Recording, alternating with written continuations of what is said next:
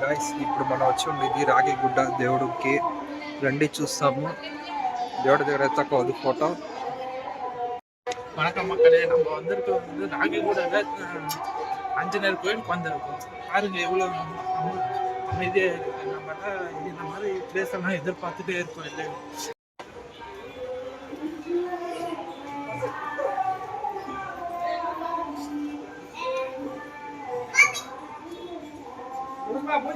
చూడండి గైస్, మనం ఆంధ్రప్రదేశ్ ఇంకా ఇక్కడికి వచ్చినాము. ఏమంటే రాగిగూడ బెంగళూరులో ఉంది.